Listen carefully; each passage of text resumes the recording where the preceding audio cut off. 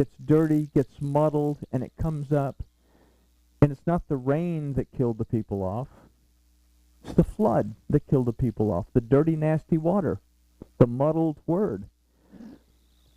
But 8 people, get rid of my beautifully formulated bait surrounded by the pay. 8 people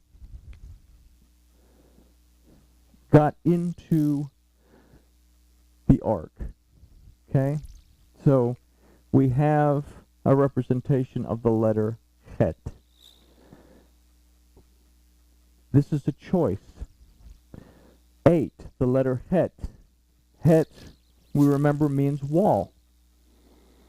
It's also a Hebrew word for sin.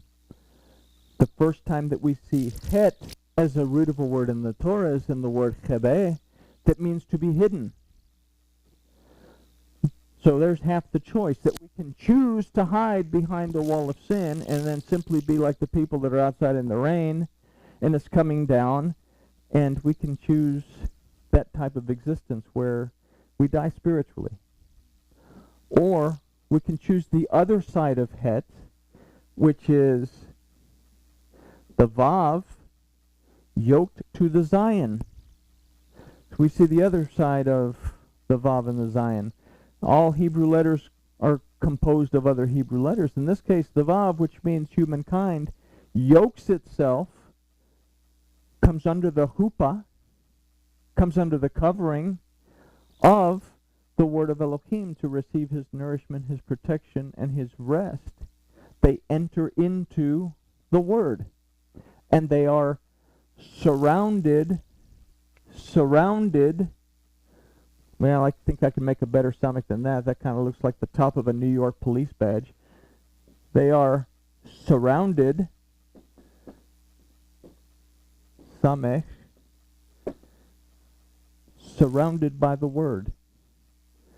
First time we see samech as the root of a word in Torah is in the word savav.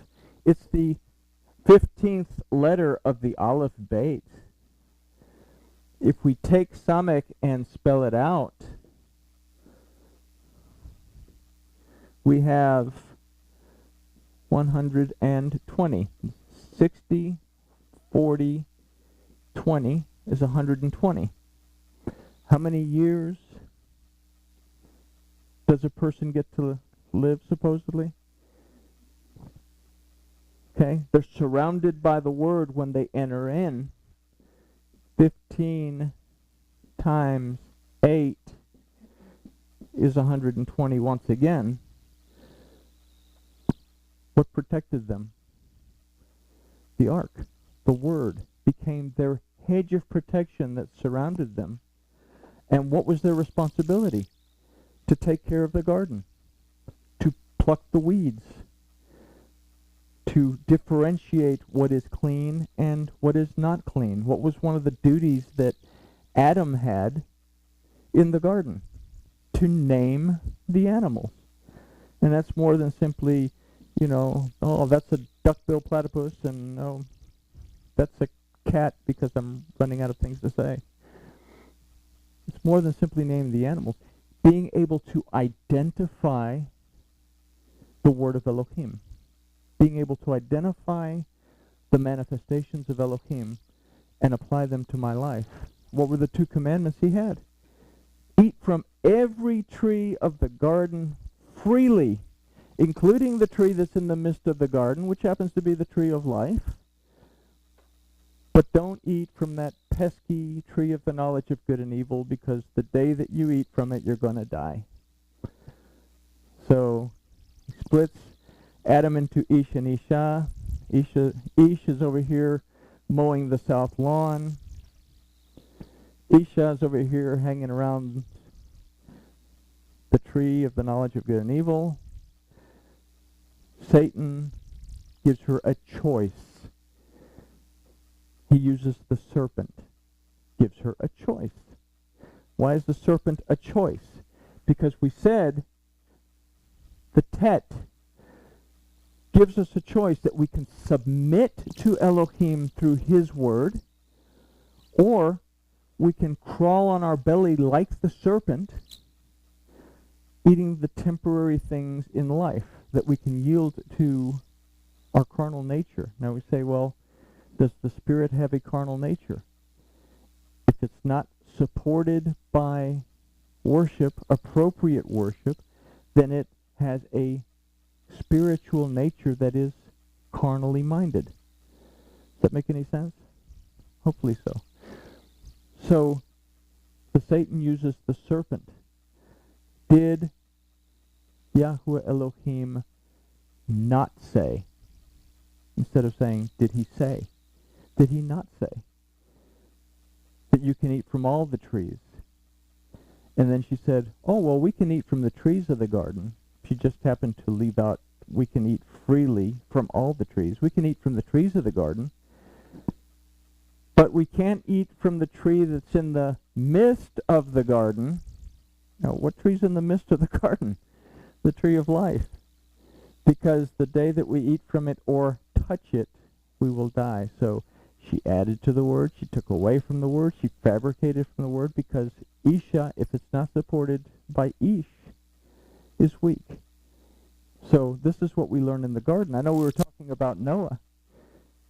8 people made the decision to go into the other side of the wall and allow themselves to be surrounded.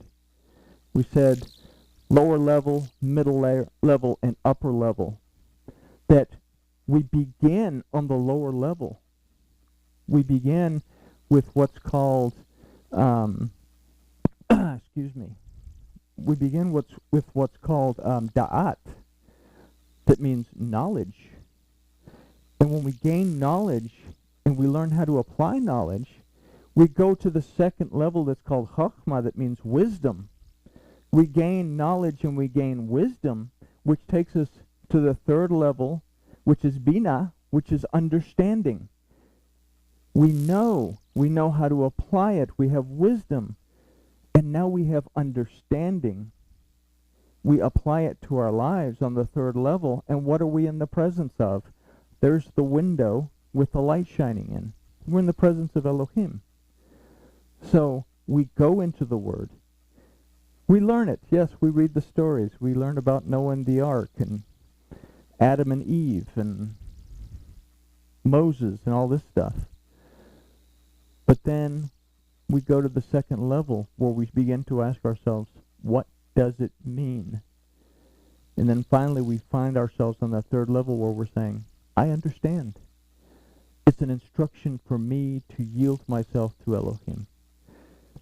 This is the theme of the Torah, that we have a choice. This is why we see serpent all the way throughout. We have the serpent in the garden, the brass serpent, the polished brass serpent in the wilderness, where the people would get bitten by the vipers, and they had a choice. They could die, or they could look up at the shiny brass serpent on the pole and live.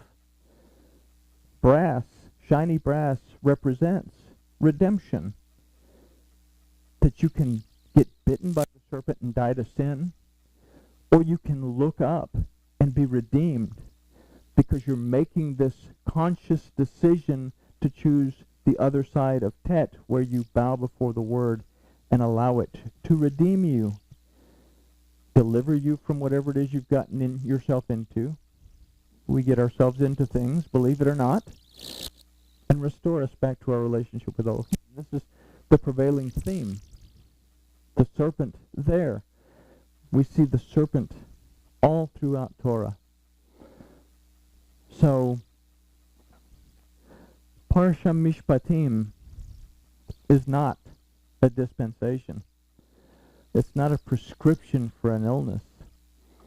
It's a full-time, everyday, permanent treatment to keep us in a relationship with Elohim through His righteous rulings, through His Word, that leads us into a relationship with Yahuwah Elohim, the most powerful entity in existence and beyond existence, that was made possible by and through Yahshua, the Son of Man, who as the vehicle of sacrifice restored us back to the relationship that we as Adam, we're all Adam. Doesn't make a difference if we're male or female, we're all Adam. That Adam had with Elohim in the garden. And it restores us through the concept of Yahshua, that we have the redemption, deliverance, and restoration of Yahuwah if we will believe and receive. And in doing that, it gives us the authority to become the children of Elohim, to be B'nai Elohim, to be established and restored by Elohim.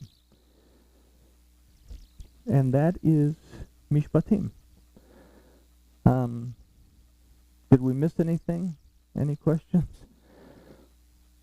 So, I didn't think we needed to do Bereshis for the 412th time, so. But, alright, well, grooviness has been achieved.